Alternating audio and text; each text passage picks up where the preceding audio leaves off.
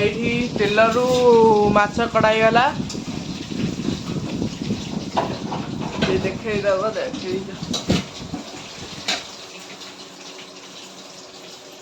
ଦେଖନ୍ତୁ ତେଲରୁ ମାଛ କଡ଼ା ହଉଛି।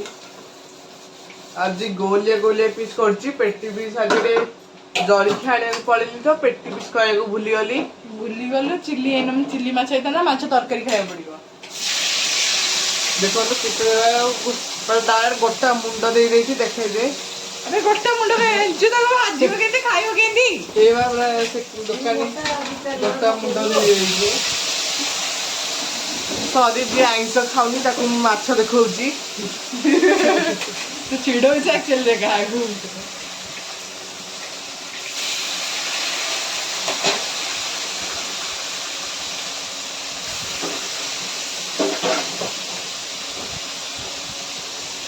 ଏଇଠି ଦେଖନ୍ତୁ ମାଛ ଭଜା ହେଇକି ପୁରା ରେଡି ହେଇକି ଥୁଆ ହେଇଯାଇଛି। ଏଇଠି ଯୁଗ ପାଇଁ କ୍ଷୀର ଆସିଯାଇଛି। ଆଉ ତାକୁ ତ କ୍ଷୀର ଭିତରେ ଭଣ୍ଡା ପୁରେଇ ଦବୁ ନହେଲେ ଯାଇକି। ଇଏ ଗୋଟେ ଚୋପା କ୍ୟାମେରା ରସୁଣ ଆସ ଛଡେଇବୁ ମୋ କ୍ୟାମେରା ଥୋଇକି। ଯାଉଛି ଦେଖ ମୁଁ ନୂଆ ଟେକ୍ନିକ୍ କରୁଛି। ରସୁଣ ଛଡେଇବା ଧରିବୁ ଏମିତି କରିଦେବୁ। ଥାଉ ତୋ ଟେକ୍ନିକ୍ ଆଉ ଶିଖା ଗୋଟେ ଗୋଟେ ହେଇକି ଆଇଲାଣି। ଥାଉ ମୁଁ ଶିଖିଛି ତୋ ଟେକ୍ନିକ୍ ଆଉ ଶିଖାନି। ମୁଁ ତୋ ଭଳିଆ ଆମର ଛଡଉଥିଲି। ମୋର ନଖ ଅଛି ତୋର ନଖ ନାହିଁ ସେଇ କଥାଟା କହୁଛୁ। ଦେଖ ଆଉ ତୁ ଗୋଟେ ଛଡେଇଲା ବେଳେ ମୁଁ ଦିଟା ଛଡେଇ ଦଉଛି। ଅଧିକ ବୁଦ୍ଧିଆ ନା କଣେ ଅତେ ବଡ ଗାଲ ରସୁଣ ଗୋଟା ରସୁଣ ସେ ତେଲ ଭିତରୁ ଛାଡି ଦଉଛି ଫୁଟିବ ଏଇନା ସେ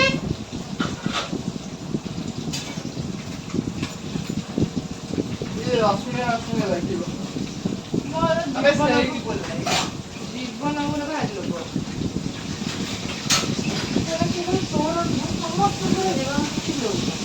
ଆଉ କଣ ଇଏ ବାପା ବେଳେ କହୁଛି ଯାତ୍ରା ବାଟି ଭଳିଆ ଆଉ ଏଇ ଆଇଲା ଯାତ୍ରା ବାଟି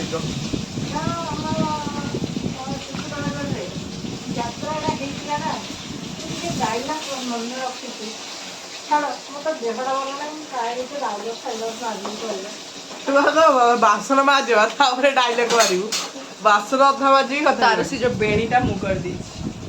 ଓହୋ ବାନ୍ତି ଲାଗୁଛି ଯେ ବାଣି କହୁଥିଲି ବେଣୀ ଦେଖିଲି ଗୋଟେ ରସୁଣ ଛାଡ଼ିକି କଣ ପଳେଇଲୁ ଦିଟା ରସୁଣ ଛାଡ଼ିଲି ନା କଥା ଆସିବେ ଛଣା ମିଠା ଖାଇଦେଲା ରେ ଦେଖ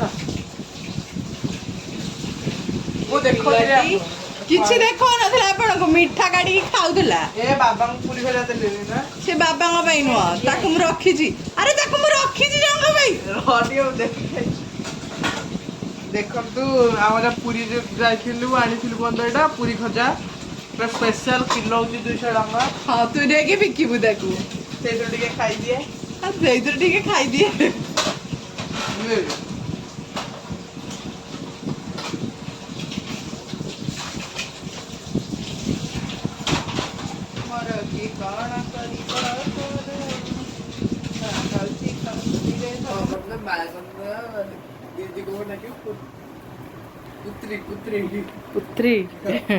ପୁତ୍ରୀ କଣ କରୁଛ ଆଜି ମତେ ହେଲ୍ପ କରିବ କି ନାଇଁ ପାଣି କଣ ପକାଉଛ ବେ ବୋତଲ ପିଙ୍ଗିଲି ବ୍ୟାଟେରୀ ପିଙ୍ଗିଲି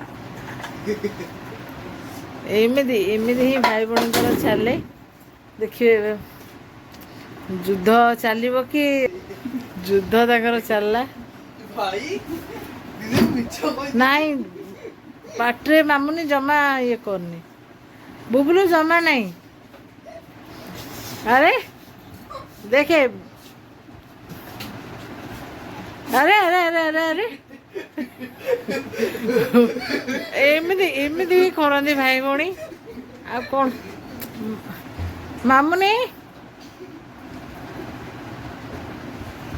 ସିଏ ତାପରେ ପାଣି ମାନେ ଥୁମ୍ପୁଛି ଇଏ ତାପରେ ଥୁମ୍ପୁଛି ଏସବୁ ତାଙ୍କର ଚାଲିଛି ମୋତେ କ'ଣ ସେମାନେ ସାହାଯ୍ୟ କରିବେ ତାଙ୍କର ଏସବୁ ଚାଲିଛି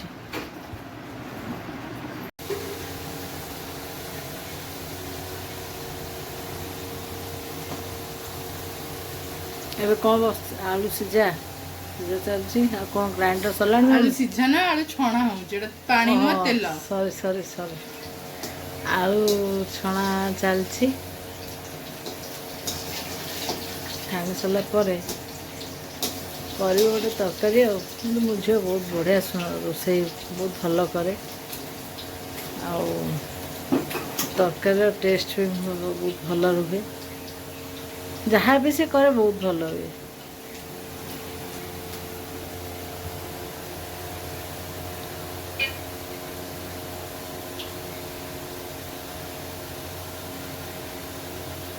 ସେ ପଢ଼ା ମଝିରୁ ଆସିକି ମୋତେ ଟିକେ ହେଲ୍ପ କଲା, ଆଉ ପଢ଼େଇ ରୋଷେଇ ସରିଲା ପରେ ଆଉ ଥରେ ଖାଇ ପିଇକି ପଢ଼ାପଢ଼ି କରିବ ଆଉ।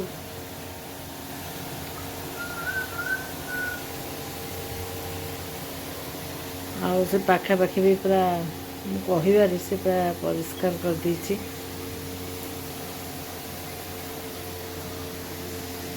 ଏତିକି ଆଉ। ଆହୁରି ଭାତଟା ବସିବ ଆମର, ହେଇସାରିଲା ପରେ ମୁଁ ଭାତ ବସେଇବି। ହଉ ମୁଁ ଟିକେ ଆସେ ଆଉ କରୁଛୁ ତ ରୋଷେଇ ଟିକେ କରିଦେବୁ, ଭାତଟା ବସେଇଦେବୁ, ରାଇସ୍ କୁକରରେ ତ ପକେଇଦେବୁ। ଏମିତି କ'ଣ ହେଉଛି ଯେ ବସେଇଦେ ବସେଇଦେ। ତାହେଲେ କ'ଣ କହୁଛୁ, ଭାତ ବସେଇବୁନୁ? ମୁଁ ବସେଇ ପାରିବିନି ନା କ'ଣ?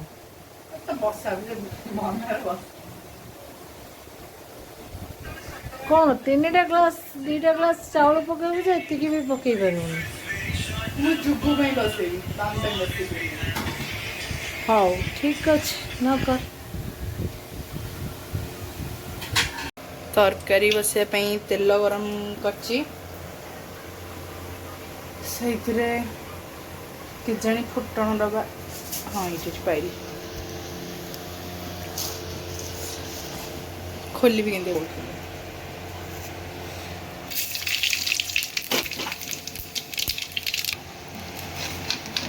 ଦେଖୁଛି ମୋ ଝିଅ କ'ଣ କରୁଛି କ'ଣ ନାହିଁ, ଟିକେ ପଚାରିବା ପାଇଁ ଆସିଲି ଆଉ। ଆସିଗଲେ ମଝିରେ ଥଣ୍ଡା ପଡ଼ୁଛି।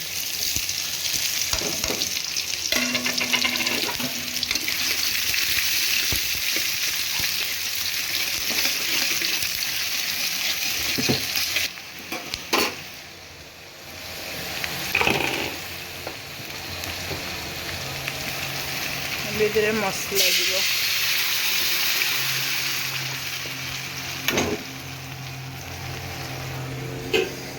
ଟିକେ ଧୋଇକି ଆଣିବା।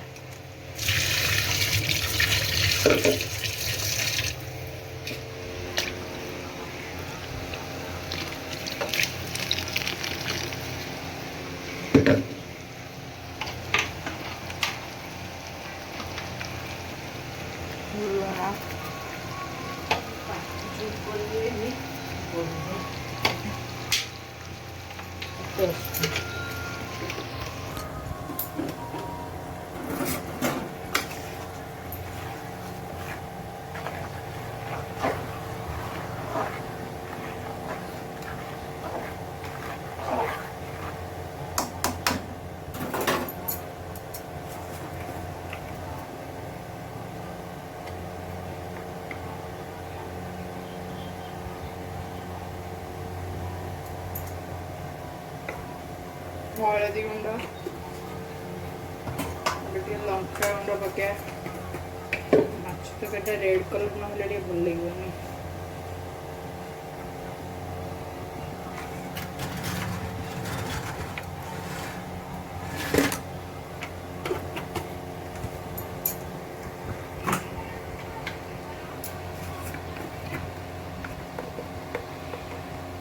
गरम मसला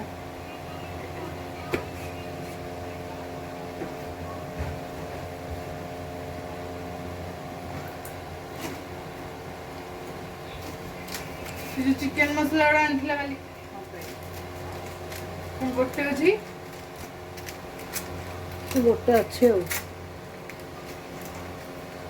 चिकन मसला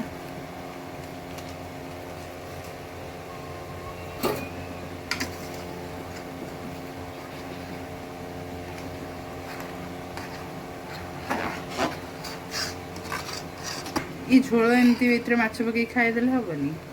ତୁ ଖାଇପାରିବୁ ତ? ତୋ ପାଇଁ ଅଲଗା କରିଦେବି, ତା ପାଇଁ ମୋ ପାଇଁ ଅଲଗା କରିଦେବି। ନା ନାଇଁ, ମସଲାଟା ଭଲ ଭାବେ ନ ବଘାରିକି ଏମିତି ରୋଷେଇ କରୁଥିବି ପଚାରୁଛୁ ମୋତେ? ନା ନା, ନେ ଟୁଙ୍ଗୁରୁ ପାଇଁ ଆଉ ମୋ ପାଇଁ କରିଦେବି, ତୋ ପାଇଁ ଖାଲି ମସଲା କାଢିକି ରଖିଦେବି। ମାନେ କ'ଣ ତୁ କ'ଣ ଭାବୁଛୁ କହିଲୁ? ତୁ ଆଜି ତୋ ଦେହ ଖରାପ କହିକି ମୋଠୁ ରୋଷେଇ କରଉଛୁ। ମୁଁ ଯାହା ଭାବୁଛି, ଯାହା ଭାବିପାରିବୁ। ମା ଲୋ ମା ମଙ୍ଗଳା ମା, ଯିଏ ମୋଠୁ ଆଜି କାମ କରୁଛି, ମୁଁ ଆଗକୁ କହିବିନି, ତାପରେ ଠାକୁର ଜାଣିବେ, ମୁଁ ଜାଣିବି। ଏଇଟା ଏମିତି କଥା ଏଇଟା ମାନେ ହେଇରେ ପୁଅ, ତୁ ଦେଖୁଥା, ମତେ ତାପରେ ଭ୍ଲଗ ଉପରେ ଚିଡିବୁ।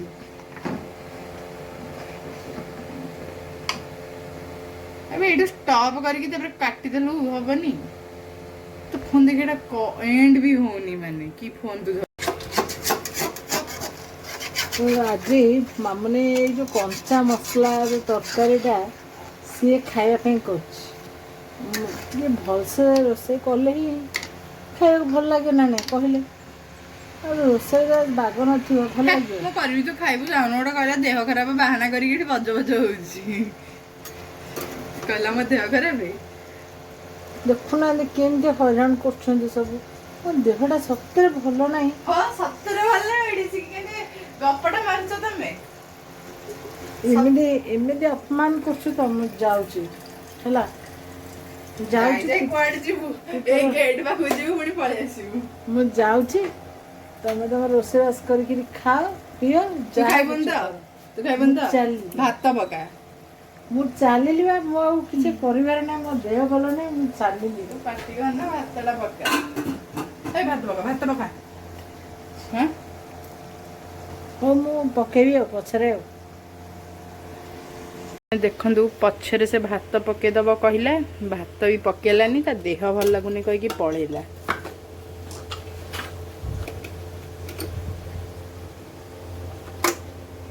ଫାଇନାଲି ଭାତଟା ମୋତେ ପକାଇବାକୁ ପଡ଼ୁଛି। ଛାଡ଼, ମୁଁ ଆଉ କିଛି କହିପାରିବିନି। ସରି, ଲୁଣ ଚିନି ମୁଁ ପକାଇ ଦେଇଥାନ୍ତି ନା ଭାତରେ।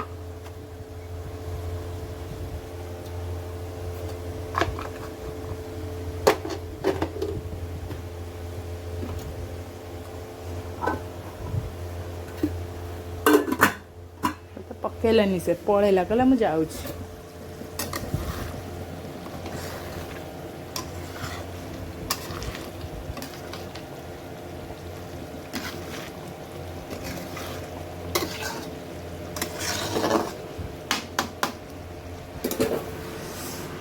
ତରକାରୀ ପାଇଁ ଗରମ ପାଣି ବସେଇଛି ମୁଁ। ପାଣିଟା ଗରମ ହେଲେ ଦବା। ଏ ଆଳୁଗୁଡ଼ା, ଛଣା ଆଳୁଗୁଡ଼ା ଖାଇଲେ ଚିପ୍ସ ଭଳିଆ ଲାଗେ। ନାହିଁ ମସଲା ହଁ କ'ଣ ଧରଛୁ ଦେ, କ'ଣ ଧରଛୁ ଦେ, ଫ୍ରୁଟି ଦେ। ମସଲା ପୁରା କଷି ହେଇଗଲାଣି। ମୁଁ ସେଥିରେ ଆଳୁ ଯେଉଁ ଛାଣିକି ରଖିଥିଲି ସେଗୁଡ଼ା ପକାଇ ଦେଇଛି। ମନେ ପଡ଼ିଲାନି ଭିଡ଼ିଓ କରିବାକୁ, ପକାଇ ତ ସାରିଲାଣି, ଆଉ କ'ଣ କରିବି।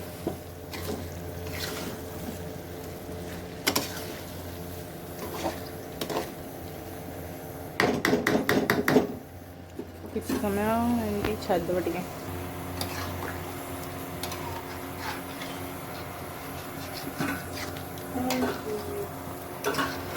ପଳେଇଥିଲା, ଭାତ ପକେଇଲାନି, ଏଇନା ସିଏ ପଛରେ ଥ୍ୟାଙ୍କ ୟୁ କହୁଛି। Thank you.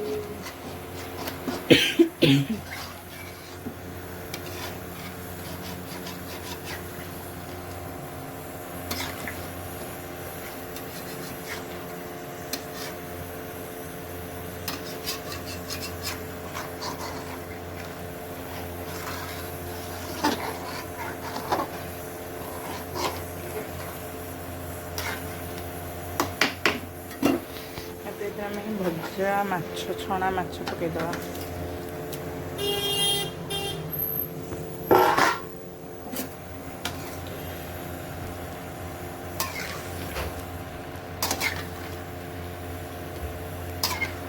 ଟିକେ ବେଶୀ ଗୋଳେଇଲେ ମାଛଟା ଭାଙ୍ଗିଯିବ। ଥାଉ,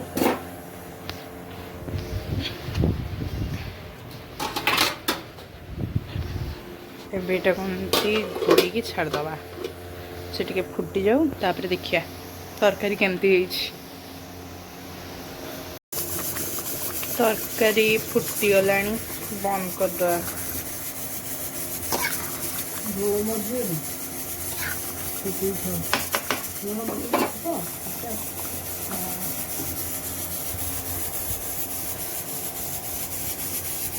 तरकारी ହେଇଗଲା मम्मी तापर खाइला पर बुबुल मम्मी कहे केमती ହେଇଛି ଆଉ